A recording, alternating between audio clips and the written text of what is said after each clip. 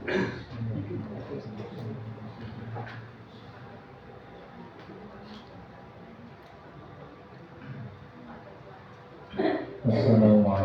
warahmatullahi wabarakatuh. Waalaikumsalam warahmatullahi wabarakatuh.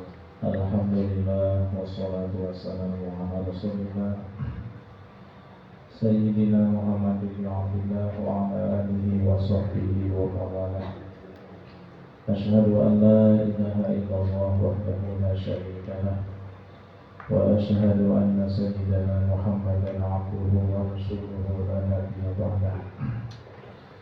Nawaitu ta'allum wa ta'lim wa tadabbur wa tadhkir wa nafa'al intifa' wal ibadata wal istifadah wal nasa'ata wa suhih kitabillah wa sunnati rasulillahi sallallahu alaihi wasallam wa du'a ila huda wa dalalata ala al-khair ibadillah wa jina wa marbatihi wa qurbihi wa thawabihi subhanahu wa ta'ala wa mana bihi masyayikhuna wa ma'alimullah subhanahu wa ta'ala min salihin niyat. Asalullah subhanahu wa ta'ala ayyadalana wa iyyakum ila ulama'i al-amilin al-faizina bi'ilmin yakin wa aynin yakin wa haqiqatin ma'awatin wal afiyah. Allahumma inna nas'aluka ilman nafi'an wa rizqan wasi'an halalan katsiran thayyiban mubarakan wa amalan mutaqabbalan wa waladan salihan wa umran tawilan wa badanan sahihan wa jaran salihan wa qalban saliman wa syifaan min kulli da'in wa saqamin bi rahmatika ya arhamar rahimin. Allahumma inna nas'aluka ilman laduni wal mashruba sabiran wa habiyani. Allahumma inna na'udzubika min 'ilmin la yanfa' wa min qalbin la yakhsha wa min nafsin la tashba' wa min 'aynin la tadma' wa min da'watin la yustajabu laha. Subhanaka la ilma lana illa ma 'allamtana innaka antal 'alimul hakim wa tub 'alaina innaka antat tawwabur rahim. Allahumma rzuqna fahma nabiyyin wa hifdzal mursalin wa syafa'ata ilman bil muqarrabin. Shalli wa sallim ala sayyidina Muhammadin wa ala jami'il anbiya wal mursalin walhamdulillahi rabbil alamin. Hadirin wa hadirat rahimakumullah. Alhamdulillah, dengan kudrat dan iradat Allah serta taufik dan hidayahnya, pada malam Rabu ini kita bisa bertemu kembali dalam keadaan sehat walafiat tanpa kurang sedikit apapun. Alhamdulillah kita bisa bermuajahah, bermusyafahah, bersilaturahim dalam kajian rutin malam Rabu yang mudah-mudahan Allah Subhanahu wa taala selalu memberikan kesehatan, panjang umur kepada kita semuanya, memberikan taufik dan hidayah. Amin ya rabbal alamin. Saya hormati segenap para kesepuhan, para tokoh masyarakat, khusus Bapak Ketua RT 8. Saya hormati Bapak Ustadz Maskun, segenap para Bapak dan Ibu sekalian yang pada malam hari ini alhamdulillah sudah menyempatkan hadir dalam kajian rutin yang mudah-mudahan setiap langkahnya, setiap ayunan tangannya dicatat pahala oleh Allah Subhanahu wa taala. Baiklah Ibu dan Bapak sekalian, ini adalah malam Rabu pertama di bulan Oktober. Seperti biasa, di malam Rabu pertama kita membaca kitab Tajul Arus karangan Al-Imam Ibnu Athaillah As-Sakandari. Kitab yang khusus membahas masalah ilmu tasawuf atau ilmu akhlak, tanwirun nufus, bagaimana cara kita mensucikan, menjernihkan hati kita. Baiklah Ibu dan Bapak yang dimuliakan Allah, marilah kita membacakan surat Fatihah dulu ya kepada penulis kitab ini, dengan harapan Allah Subhanahu wa taala memberikan keberkahan kepada kita semua dan memberikan ilmu yang bermanfaat. Amin ya rabbal alamin. Ila hadratin Nabi Mustafa Sayyidina Muhammadin Rasulullah sallallahu alaihi wasallam. Khususun ila hadrati al-Imam Ibni Athaillah As-Sakandari wa ila hadrati syaikhi wa murabbi uliya Habib Umar bin Muhammad bin Sa'id bin Habib bin Syekh Habib Bakar bin Sa'id ila hadrati Habib Ali Masyur bin Habib Habib Sa'id Masyafiri Habib Abdillah bin Syihab Habib Muhammad bin Ali Idrus Habib Masur Habib Idrus Habib Hamid Ba'ala Habib Abdul Qadir Jilani Habib dan hadrati Abu Yaqub Rabi bin Jilani Muhammad dan hadrati Abu Yaqub Syekh Al-Qasib Syekh Abdul Muhyi Pamidah Al-Sultan Maulana Hasan Mu'in Batman dan hadrati Syekh Nawawi Tanara wa Usulihim wa Qurunihim wa jami'i masyayikhina wa masyayikhihim wa jami'i awliyaillah ya kami da'amina wa nahadrati abaina wa ummahatina Zukarallahu lahum wa imuni darajatihim wa alamina min barakatihim wa antara alina kuisa karamatihim syai'u lillahi lahum wa al-Fatihah a'udhu billahi minasyaitonir bismillahirrahmanirrahim alhamdulillahi rabbil alamin arrahmanir rahim maliki yaumiddin iyyaka na'budu wa iyyaka nasta'in ihdinas siratal mustaqim siratal ladzina an'amta 'alaihim ghairil maghdubi 'alaihim waladdallin. Bismillahirrahmanirrahim.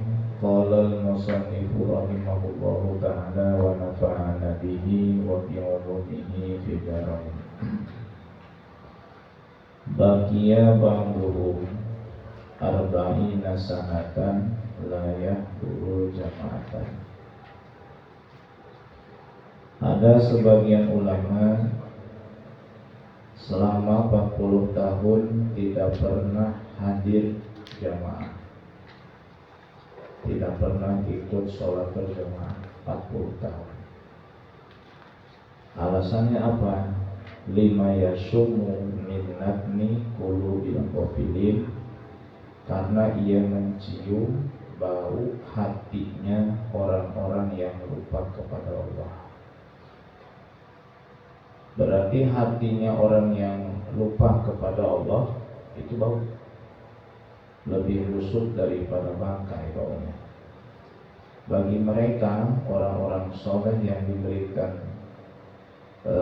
mukasyafah, diberikan keterbukaan, tersingkapnya tirai-tirai yang gaib, itu bisa mencium bau-bau seperti itu, hingga menyebabkan mereka tidak sanggup untuk ikut berjamaah ke masjid, ikut kumpul dengan kaum muslimin dalam satu kegiatan meskipun positif.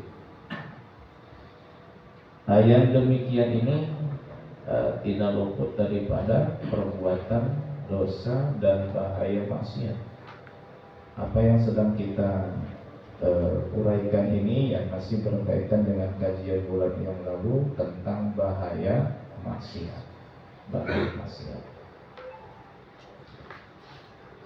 Nah, untuk kita tidak perlu mengikuti yang demikian itu karena kita belum sampai kepada derajat tersebut ya.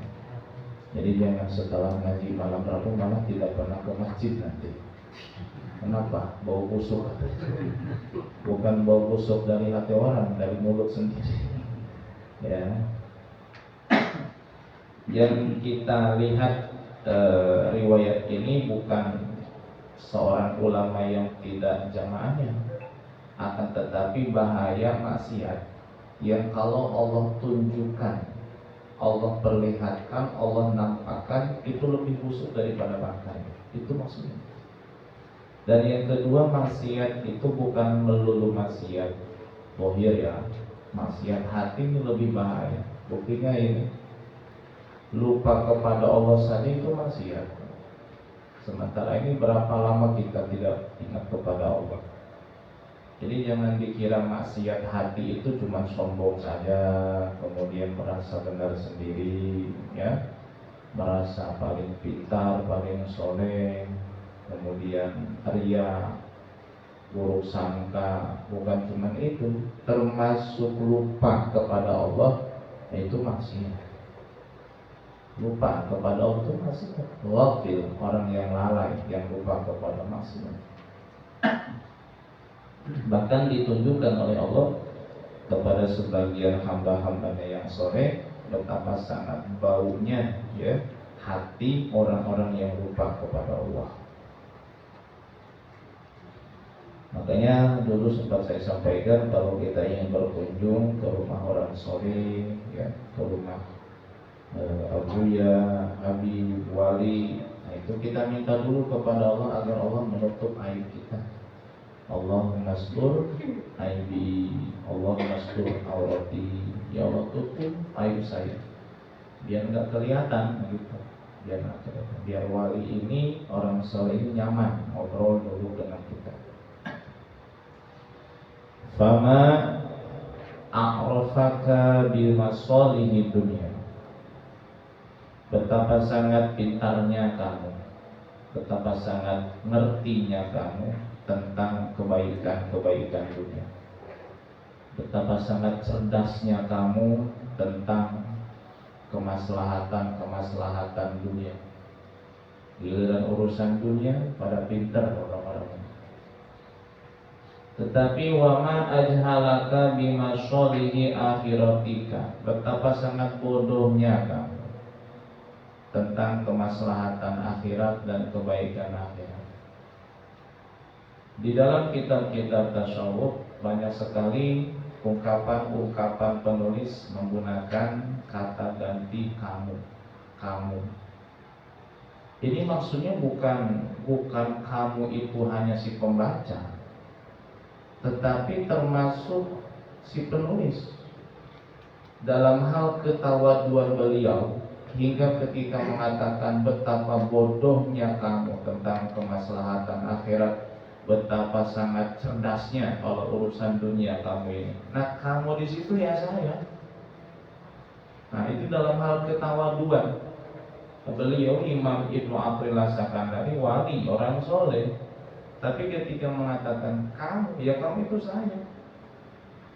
Seperti Imam Haddad juga dalam kitab Risalatul Mu'awan, hendaklah kamu bertobat. Mesti pakai istilahnya kamu. Ya mungkinnya saya, kamu itu bisa penulis. Jadi sebelum memberi nasihat kepada orang lain, dirinya dulu dikasih nasihat. Makanya kalau kita dengar khutbah Jumat, khatib sering bilang dalam wasiat takwa, usikum wa nafsi, aku berwasiat kepadamu dan kepada diriku. Jadi bukan cuma kepada orang lain ngasih nasihat, sama diri sendiri juga sama. Ya, makanya ketika kita nunjuk, jadi telunjuk hanya satu mengarah kepada orang lain, tapi 3 jari menunjuk kepada kita. Ya kan? Kalau kita nunjuknya, yang ngarah sama orang lain cuma satu, tapi 3 jari menunjuk ke kita. Berarti kita yang paling utama harus dikasih nasihat sebelum orang lain. Maka di sini sering ada istilah kamu. Nah, apa sih pakai istilah kamu? Ya artinya saya begitu, dan Anda yang mendengar semuanya. Ya, betapa sangat pintar kalau dalam urusan dunia, betapa sangat bodoh kalau dalam urusan akhirat. Ya, dan itu terbukti. Ya, kita tidak perlu lihat orang lain, lihat diri kita sendiri saja.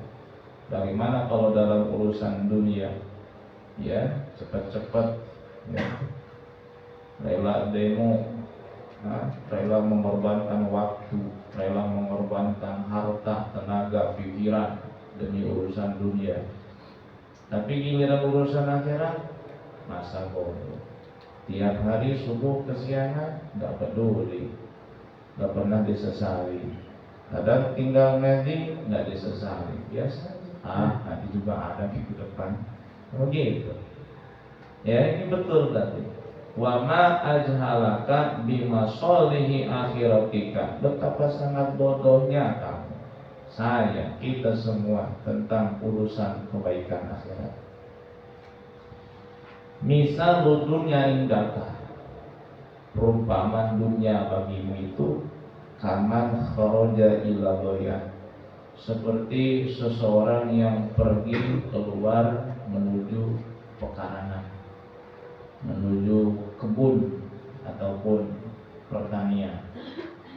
Wastahada fahazanal aqwat, lalu ia bersungguh-sungguh, ia petik buah-buahan, ia petik itu hasil panennya, kemudian ia simpan. Faqad ata bima ya'udu naquhu alaihi fi waqti. Nah, jika demikian maka ia telah melakukan apa yang akan manfaat untuk dia. Padi dia simpan di gudang, ya, hasil kebun dia simpan dengan rapi, dengan tangkainya demi masa-masa sulit di hari-hari yang akan datang. Makanya kan kalau di Baduy itu kan, ya, tiap rumah itu punya lumbung padi, ya. Jadi mereka nggak khawatir tuh mau kemarau panjang apa, persediaan padinya banyak. Dan orang tua kita dulu juga sama. Tiap rumah itu ada lumbung padinya. Sekarang saya mau tanya, di Taman Singari ada nggak yang punya lumbung padi? Hah? Kenapa? Toko beras. Banyak toko beras. Gimana kalau nanti baca klik? Hah? Coba. Orang perlu pintar. Nah, begitu juga, ya. Orang yang di dunianya beramal soleh itu ya kayak orang cerdas, begitu. Dia simpan itu padi demi masa-masa sulit. Ini orang beramal soleh di dunia itu untuk masa-masa sulit nanti di hari kiamat, ya. Wa anta khazanta hayatal sahawati. Nah, sedangkan kamu pergi ke kebun, pergi ke ladang, bukan ngambil hasil tanaman, bukan ngambil makanan pokok. Kenapa kamu malah ngambil ular? Wa aqariba al-maksiyati, kelabang-kelabang dan kalajengking. Pahala tak? Kamu nanti akan binasa. Nah, maksud daripada menyimpan tanaman, menyimpan hasil tanaman, menyimpan makanan pokok itu beramal soleh, ya. Nah, kita ini di dunia ibarat orang pergi ke ladang, begitu. Kemudian di ladang itu ada orang yang ngumpulin padi, ngumpulin hasil kebunnya, hasil sawahnya, disimpan sama dia. Ada yang ke sawah itu yang cari ular, cari kalajengking. Nah, orang di dunia ada yang beramal soleh, itu ya kayak tadi. Dia ambil hasil tanamannya, hasil panennya, dia simpan untuk kehidupan nanti di akhirat. Ada orang yang di dunianya itu ya sawah terus dia ikutin, maksiat dia lakuin. Itu kayak orang pergi ke ladang, bukan ngambil hasil tanaman, malah ngumpulin ular dan kalajengking yang justru nanti membuat dia celaka dan binasa. Itu perumpamaannya. Jadi kita nih di dunia seperti orang yang sedang pergi ke ladang, ya. Oh, Ustaz, sekarang banyak yang ke ladang bukan cari hasil tanaman, bukan ambil ular, main layangan. Lain lagi kalau sama itu lain. Nggak masuk perumpamaan, ya. Ini perumpamannya begitu. Orang pergi ke kebun, ke ladang, itu ada yang ngambil ular, ngambil kalajengking, ada yang ngambil hasil tanamannya, begitu. Nah, orang di dunia ya ada yang taat kepada Allah, ada yang malah maksiat ngikutin syahwat. Itu perumpamaan begitu. Nah, tinggal kita sendiri ya jawab. Kita ini sedang ngapain ini di sini? Sedang ngumpulin ular kalajengking apa sedang ngumpulin ini padi segala macam buat kita simpan? Kapan bika jahlan, cukup satu kebodohan untukmu. Anan nasa yuhzinunal akwat, orang-orang ngumpulin bahan-bahan pokok liwakti hajatihim ilaiha, untuk waktu, ya, di mana saat mereka membutuhkan makanan pokok itu. Wa anta tuhzinu ma yaduruka, sedangkan kamu malah ngumpulin apa yang membuat kamu bahagia, celaka, berbahaya. Wahiyal ma'asyi, yaitu maksiat. Orang lain pergi ke musola, ke masjid, orang lain pakai kerudung, orang lain taat, orang lain sedekah. Ini kan manfaat buat mereka. Sedangkan kamu malah maksiat, sedangkan kamu berbuat dosa. Itu sudah cukup satu kebodohan bagimu. Hal ra'aita man ya'ti bihayatin fayurabbiha fi dari. Pernahkah kamu melihat ada orang yang bawa ular ke rumahnya, lalu ia besarkan ular berbahaya itu di dalam rumahnya? Tentu tidak pernah ada. Justru ketika ada ular di rumah pun dia usir, Ini malah ular dibawa ke rumah. Nah, itulah perumpamaan orang yang berbuat masa begitu. Ya, yang namanya ular itu diusir bukan dipelihara. Nah, kita tidak membicarakan orang yang suka reptil ya, bukan.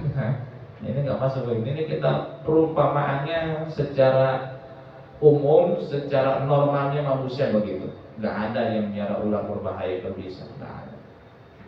Ketika ada pun di rumah dia usir, dia bunuh katanya. Begitu juga sama orang di dunia ini, ya. Ketika berbuat maksiat, berbuat dosa, ya kayak begitu. Kayak orang yang cari ular berbisa dibesarkan di rumah, yang justru bukan bermanfaat, malah berbahaya, bukan hanya kepada dirinya, tapi kepada seluruh anggota rumahnya. Fahaan tatap alodalik. Maukah kamu berbuat demikian juga? Tentu tidak. Jadi Imam Ibnu Athaillah berusaha ingin membuka wawasan kita, ingin membuka kesadaran kita, ingin membuka hati dan naluri kita. Karena tiap-tiap manusia kan dilahirkan dalam keadaan fitrah. Nabi Shallallahu Alaihi Wasallam bersabda, "Kullu mauludin yuladu alal fitrah." Setiap bayi yang lahir itu lahir dalam keadaan suci fitrah. Makanya dalam kitab Jauhar Tauhid yang kita pelajari kan, apabila seorang bayi, seorang anak meninggal dunia, meskipun dari ibu dan bapak yang kafir, mereka ahli surga. Meskipun ibu bapaknya kafir nih, tapi kalau anak yang meninggal di bawah usia balik, ya surga. Kenapa? Karena hadis Nabi bilang tadi, kullu mauludin yuladu alal fitrah. Tiap bayi lahir dalam keadaan suci, meskipun bayi kafir suci fitrah. Berarti ada dasar fitrah ya di dalam jati diri manusia ini. Nah, Imam Ibnu Athaillah ini berusaha ya menembus dinding-dinding yang selama ini menghalangi kesucian manusia. Tirai-tirai yang selama ini menutup kejernihan hati manusia. Berusaha ingin menembus itu. Biar terbuka matanya, terbuka pikirannya, terbuka hatinya, biar masuk tuh ke dalam fitrah yang memang Allah ciptakan manusia dalam keadaan itu. Tidak ada manusia dalam keadaan kotor, nggak ada. Oh, katanya ini bayi hasil zina, ini kelakuan orang tuanya itu mah. Tidak ada bayi haram, nggak ada. Bayi itu suci semuanya. Istilah bayi haram itu ya karena haram perbuatan ibu dan bapaknya zina. Bayinya nggak suci. Ya, apa salah bayi sampai dibuang begitu gara-gara mungkin menutup malu hasil di luar nikah? Tidak ada salahnya bayi. Nah, karena begini, para ulama itu ingin berusaha membuka tuh ya yang selama ini menutup fitrah yang ada di dalam kalbu, naluri, sanubari hati setiap insan, setiap manusia. Wa adarru ma yukhafu alaika. Hal yang paling berbahaya yang dikhawatirkan pada dirimu, diri saya, diri kita semua adalah muhaqqaratud dzunub, dosa-dosa kecil. Nah, kok dosa kecil? Bukan dosa-dosa yang paling berbahaya yang ditakutkan, bukan. Justru yang paling berbahaya yang dikhawatirkan dan ditakutkan pada jati diri setiap hamba Allah adalah dosa kecil, bukan dosa gede. Kenapa? Li'anna al-kaba'ira, sebab dosa-dosa besar itu rubbamas ta'zamtaha. Terkadang kamu menganggap itu adalah hal yang tabu, yang besar, mengundang murka Allah. Fatubta minha, hingga kamu nanti bertobat. Ketika ada orang berbuat zina, dia akan mengaku, oh zina dosa besar, menghapus 70 tahun amal ibadah yang sudah dilakukan. Itu kan akan mendorong dia bertobat. Oh, riba itu haram, mengundang murka Allah, bahkan ditantang perang oleh Allah dan Rasulnya. Ini akan membuat orang bertobat dari riba, karena menganggap ini mengundang murka Allah, dosa besar. Wastahqartas sogoiro, tapi kalau dosa kecil kamu sepelekan. Falam tatubinha, hingga kamu tidak bertobat dari dosa kecil. Ini yang menyebabkan kenapa dosa kecil itu paling berbahaya. yang dikhawatirkan pada diri setiap manusia. Karena dosa kecil dianggap sepele hingga jarang ada orang tobat dari dosa-dosa kecil. Tapi kalau dari dosa gede, dari judi, dari zina, dari riba, dari mabuk, dari menyekutukan Allah, meninggalkan sholat, durhaka kepada orang tua, kemudian mabuk-mabukan, minuman keras, dan lain sebagainya, ini banyak yang tobat. Tapi dosa-dosa kecil kayak melihat aurat perempuan, gitu ya, secara disengaja, kemudian memandang rendah orang lain, buruk sangka sama orang lain, itu dianggap kecil gitu.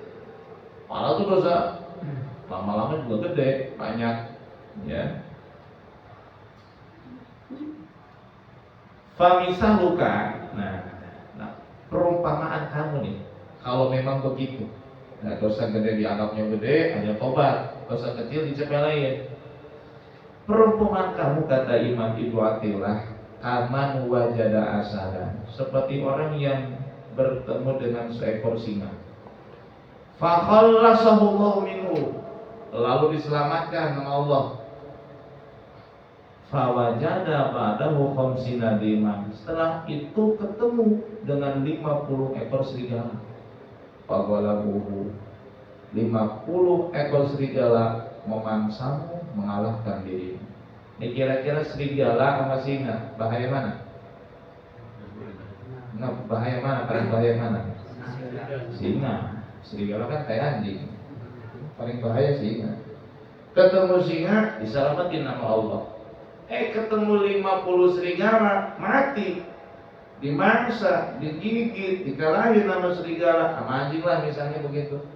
Ini sama kayak orang, dia bertobat dari zina, dosa besar, bertobat dari judi, bertobat dari riba, tapi giliran dosa kecil dia nggak tobat, ya kalah habis sudah. Ketemu musuh yang gede dia selamat, ketemu musuh yang kecil dia kalah. Itu perumpamaannya. Ya, maka jangan dianggap kecil dosa-dosa kecil. Allah sudah mewanti-wanti di dalam Quran, seraya Dia berfirman, A'udzubillahi minasyaitonirrajim. Bismillahirrahmanirrahim. Wa tahsabunahu hayyina wa huwa 'indallahi 'azim. Dan kalian mengira itu adalah dosa kecil, wa huwa 'indallahi 'azim, sedangkan di sisi Allah itu adalah dosa besar. Bahkan banyak dosa kecil zaman sekarang itu di zaman para sahabat dianggap dosa besar.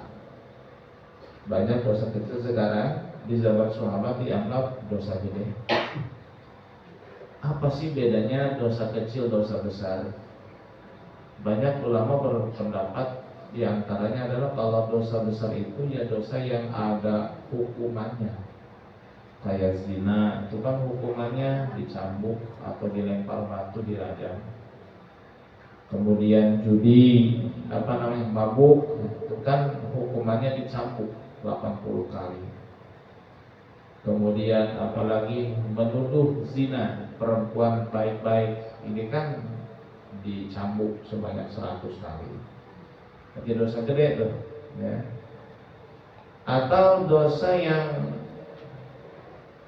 ancamannya dari Allah itu berat. Seperti apa? Riba. Ini kan berat, ya. Gimana kata Allah Subhanahu wa ta'ala, jikalau mereka tidak meninggalkan riba, gimana kata Allah? Fa'dzanu biharbin minallahi wa rasulih, maka umumkan perang dari Allah dan Rasulnya. Ini kan ancaman. Siapa sih yang berani, yang bisa perang melawan Allah dan Rasulnya? Berarti dosa besar itu riba tuh. Ya. Kemudian apalagi hibah, ngomongin keburukan orang. Ini kan dosanya, ya, ancamannya berat, gitu. Di antara ancamannya ya dalam kitab Taurat disebutkan siapa orang yang bertobat dari hibah, dia ini paling akhir masuk surga. Yang tobat dari ghibah adalah orang yang nanti paling akhir masuk surga. Lah kita kan suka ghibah semua. Udah tobat belum? Tobatnya gimana ghibah? Ya minta maaf sama yang pernah diomongin aibnya. Seandainya pun udah tobat minta maaf masuk surga, iya, tapi paling hamil. Semakin itu dalam kitab Taurat syariatnya Nabi Musa bukan syariat Nabi Muhammad. Artinya kan berat begitu dosa ghibah ini. Yang menyebabkan berat juga dosa ghibah ya karena pahala ibadah kita yang habis dikasih sama orang yang kita omongin. Ya, kita ngomongin orang nih, ini pahala ibadah kita dikasih sama mereka. Langsung transfer sama malaikat. Tahu-tahu saldonya habis saja kosong. Ini bapak nabung tiap bulan habis gajiannya, dipotong uang ini uang itu, ada sisa tabungi. Pas kira-kira butuh lihat saldonya kosong, rugi nggak tuh? Siapa yang mau disalahin? Pihak bank atau siapa? Hah? Kalau di dunia pihak mau di kemana nih? Kok saldo saya kosong? Ditransfer kemana? Nah kalau di dunia masih bisa kita nyalain siapa? Pihak bank ataupun siapapun. Tapi kalau nanti di akhirat saldo ibadah kita kosong, mau nyalain siapa? Gak bisa nyalain malaikat. Kenapa? Wong datanya ada. Kamu ngomongin si Anu, dikirim pahala kamu sama dia. Nah itu rugi. Ya makanya mending kita diam, gak usah ngomongin orang. Saya mah gak ikut ngomongin, cuma dengerin doang, sama aja. Sama aja bu ya. Al-mustami syariful mutakalim. Yang dengerin itu sama kayak yang ngomongin. Lah terus solusinya pulang, jangan di situ. Udah, pindah majelisnya, pindah tempat duduknya. Maaf saya mau pulang, kakak mulas. Ya, pura-pura aja udah. Atau mau tidur istirahat besok kerja begitu. Ini kan enggak cocok nih ngomong ini nih. Wah, ikutin burung udah habis apa?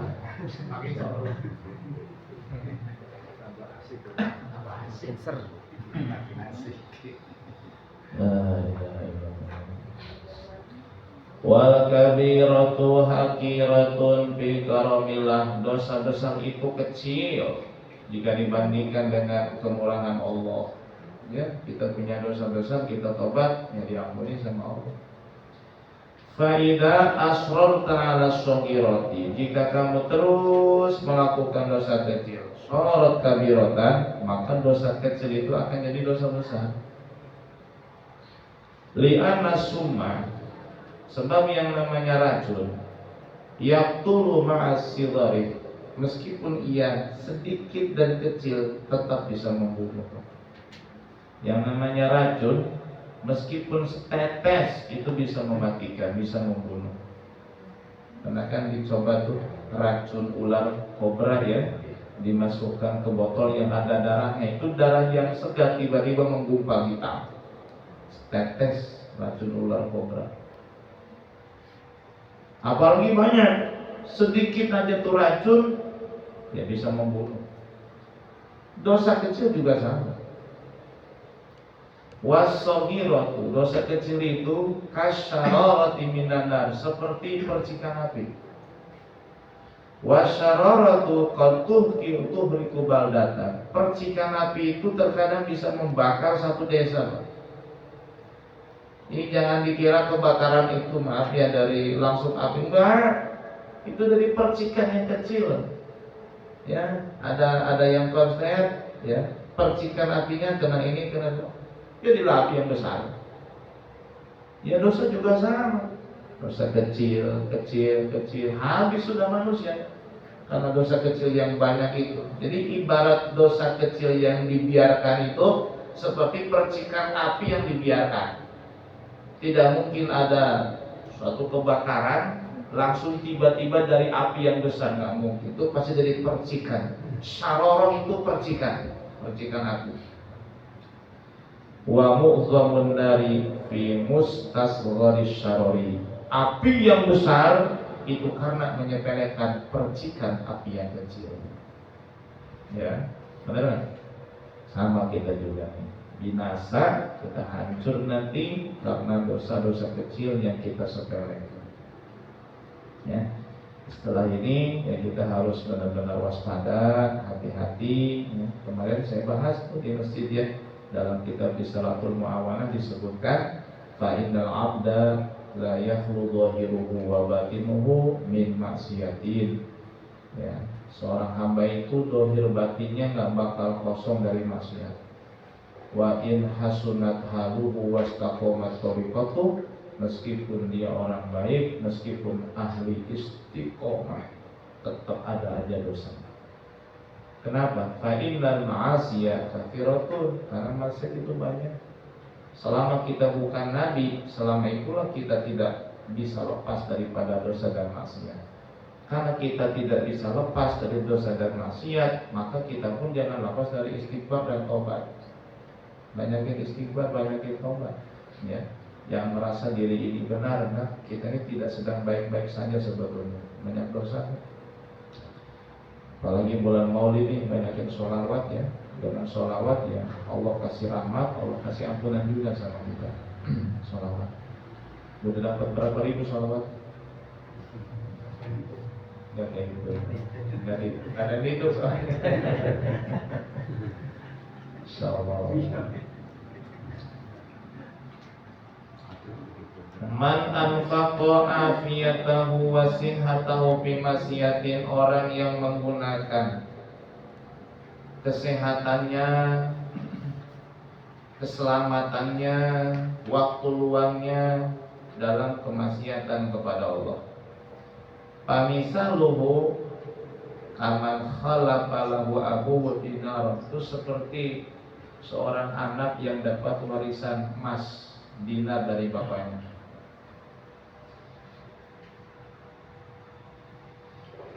Fashtara biha hayatin wa aqariba, lalu dengan uang warisan itu ia beli ular berbisa dan kalajengking.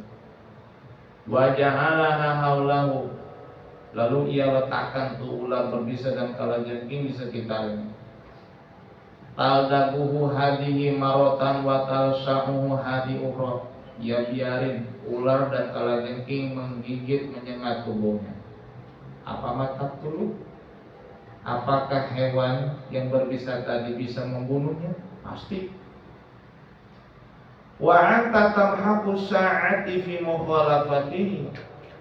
Nah, begitu juga kamu menghabiskan waktu di dalam bermaksiat kepada Allah.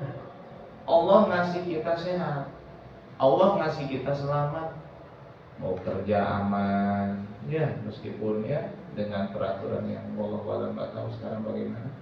Yang penting kita kerja aman, pengajian aman, tidur aman, bangun rumah aman, ya, menikah aman. Cuma menikah lagi yang nggak aman. Jangan itu ya. Punya anak aman, aman sudah. Mau hajatan aman. Allah kasih kita kesehatan, panjang umur. Lalu nikmat aman, nikmat sehat itu kita pakai maksiat, ya. Kita pakai main pinjol, main slot, dipakai buat pinjol, dipakai buat main game, dipakai buat melihat tayangan-tayangan yang haram, dipakai buat berjudi, berzina, naudzubillah, mabuk-mabukan, naudzubillah, dipakai buat ngomongin orang lain, keburukan orang lain. Nah itu sama kayak anak yang dapat warisan dari bapaknya. Ini bukan uangnya dipakai buat bangun rumah, beli tanah, beli sawah, beli kendaraan. Malah uangnya dipakai buat beli apa? Ular berbisa dan kalajengking. Terus itu ular berbisa kalajengking bukan taruh di kandang, malah dibiarin berkeliaran di rumah, menyengat dia, menggigit dia. Ini kira-kira bakal hancur lama-lama juga nih orang. Sama dengan orang yang dikasih kesehatan, tapi sehatnya dipakai maksiat, nggak dipakai ngaji, nggak dipakai ibadah, nggak dipakai ta'lim. Sama kayak begitu juga, nggak ada jauh beda. Ya, ini bukan wawasan kita, pikiran kita, biar kita sadar. Pama misal luka,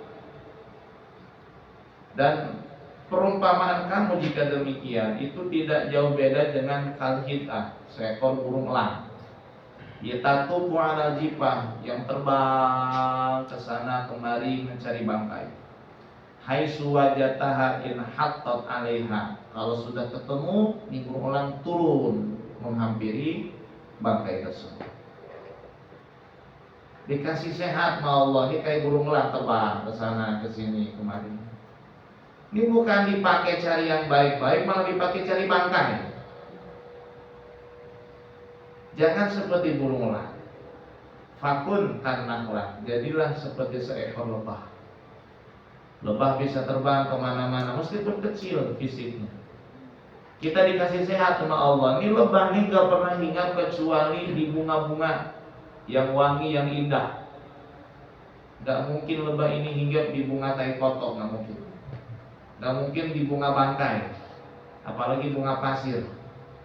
Gak bunga pasir, kucing.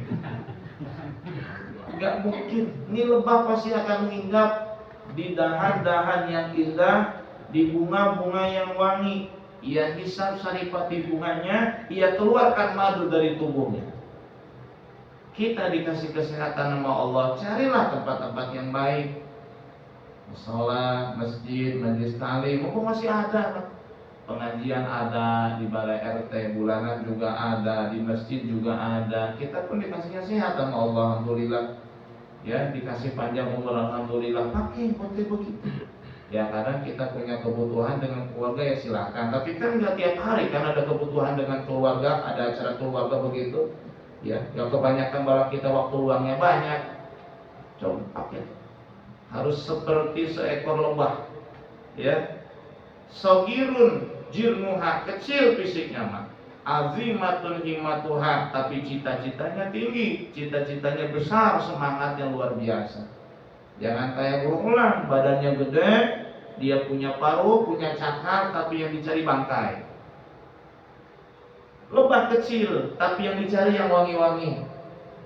Jadilah seperti seekor lebah. Maka dikatakan seorang beriman itu ya kayak lebah.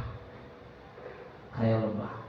Ia hanya akan menghisap yang baik-baik dan mengeluarkan yang baik-baik. Orang yang beriman. Qala ma tamarrakta fi mawadinil mihan fatamarrak fi mahabillahi azza wa jalla. Kalau memang kita, Anda, saya, semuanya sudah memang terlanjur bergelimang di tempat-tempat maksiat, di daerah-daerah yang ada dosanya, di jurang dosa dunia hitam, maka kita pun harus bergegas ya, menyuburkan diri kita di hal-hal yang dicintai oleh Allah Subhanahu wa taala. Kalau memang ada yang sudah terlanjur masuk di dalam kobakan maksiat, di dalam lubang maksiat, sudah terlanjur masuk dalam dunia hitam, yuk, mumpung masih hidup banget, keluar. Masih banyak tempat-tempat yang dicintai oleh Allah, amal-amal yang diridhai oleh Allah Subhanahu wa taala. Alhamdulillah sekarang mulai banyak tuh yang umurnya sudah sepuh, pengen lagi belajar Quran. Apa? Dari Iqra lagi, ya. Ya, ada yang sudah 32 tahun belum menikah, kemudian mulai pengen bisa baca Quran. Apa? Ada yang sudah punya anak dewasa umur 50 tahun, datang pengen pesantren, pengen belajar baca Quran.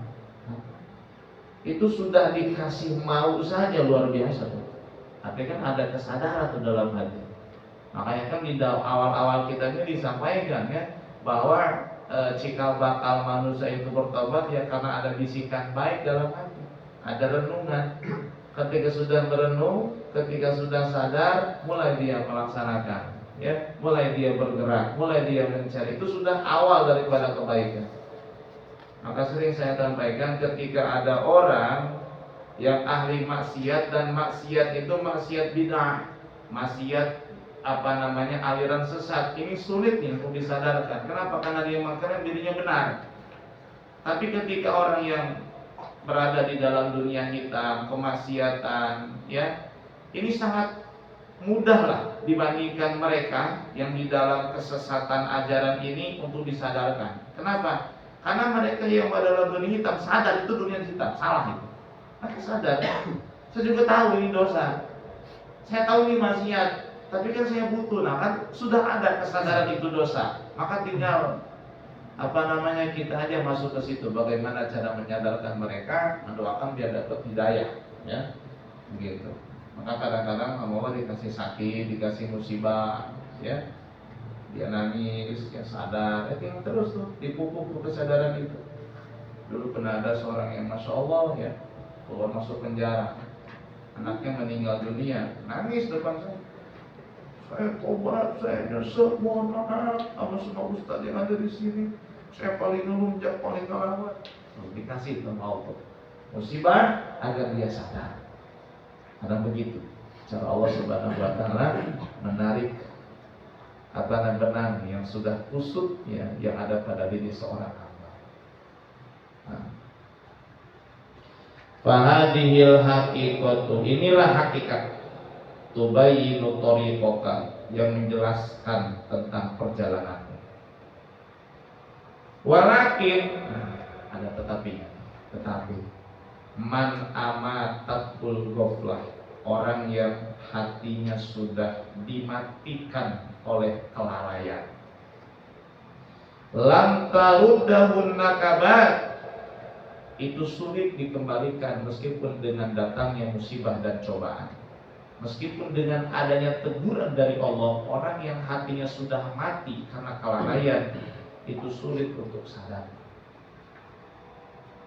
Contohnya nih, li'annal mar'ata naqisatal aqli yamutu waladuha wa huwa yatanha. Ada perempuan yang agak stres, yang akalnya kurang. Anaknya mati dia ketawa.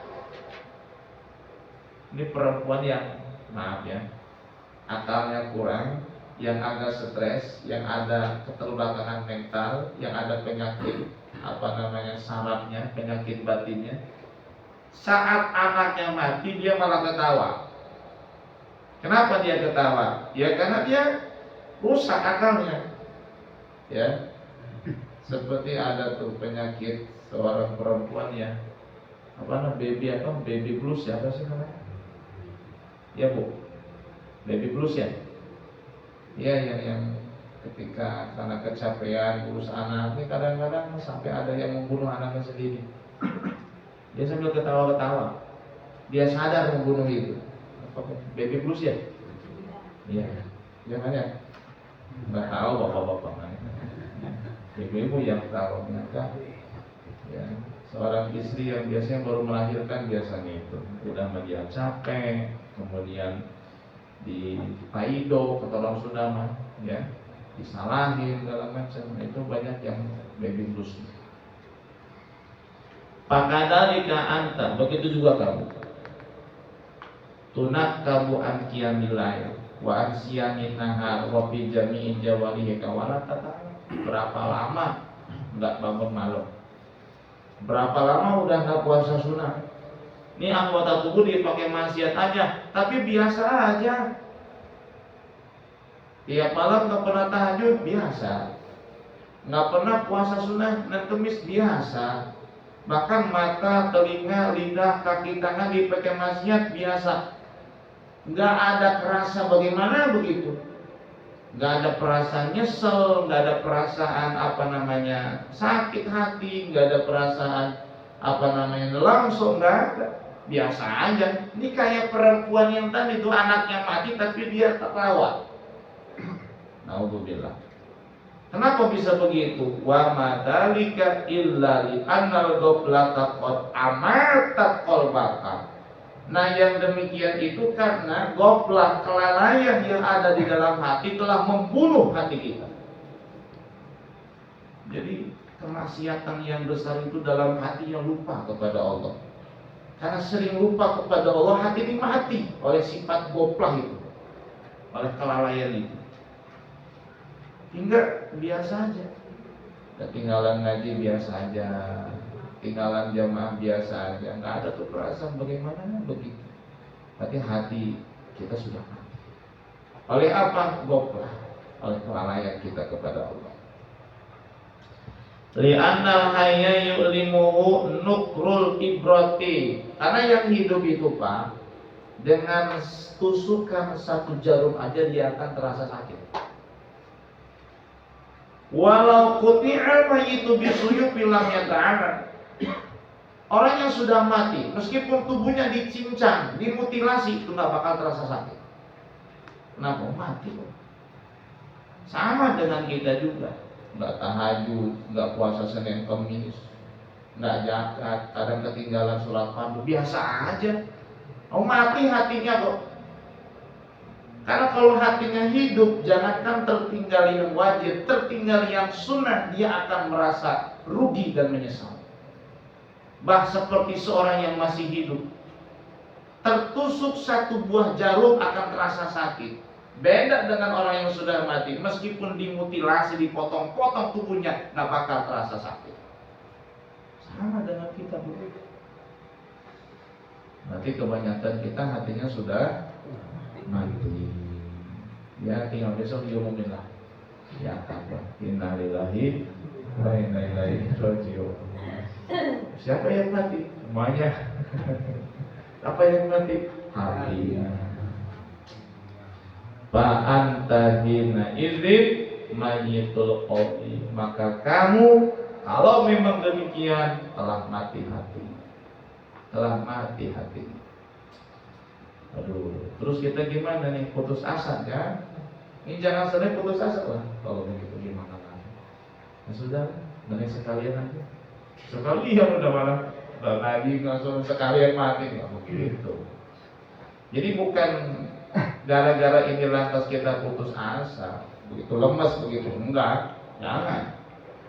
Kata Imam Ibni Athaillah, majlis al-hikmah, duduklah di majlis-majlis ilmu yang bermanfaat. Jadi hikmah ini ilmu yang bermanfaat. Duduklah di majlis ilmu yang bermanfaat. Maksudnya hadir pengajian, hadir majlis zikir, majlis sholawat. Fafihi nafhatun min nafahatil jannah. Sebab di majlis-majlis hikmah itu ada hembusan-hembusan surga. Tajiduha yang akan kamu temukan fi thoriqika, di jalanmu menuju ke sana. Wa fi darika, di rumahmu. Wa fi baitika, di kamarmu. Akan ketemu tuh hembusan surga itu. Kalau kita duduk di majlis-majlis hikmah. Majlis hikmah nggak mesti di balai RT, nggak mesti di masjid, nggak mesti di musola. Dalam rumah juga bisa. Kumpulin isi, kumpulin anak, baca satu hadis dengan terjemahnya cukup. Kumpulin anak, kumpulin istri, musyawarah. Besok kita hari Senin puasa yuk. Itu majlis hikmah juga sama. Pernah ngumpulin keluarga kayak begitu? Nggak pernah. Sekali ngumpulin mau ngapain? Besok kita jalan-jalan ke mana? Jalan-jalan.